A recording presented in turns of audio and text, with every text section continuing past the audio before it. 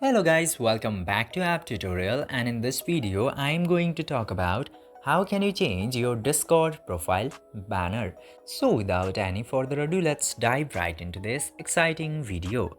In order to do that, you just simply have to open your Discord application, and after opening the application, you will get to see this profile picture icon at the bottom right.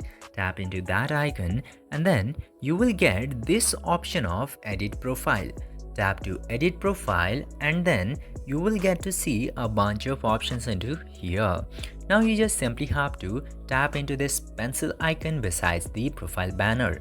Tap into that pencil icon of the banner. Now in order to add any of the pictures, meme or GIFs into your profile's banner, you have to purchase Nitro version of Discord, otherwise you can only change the color of your background.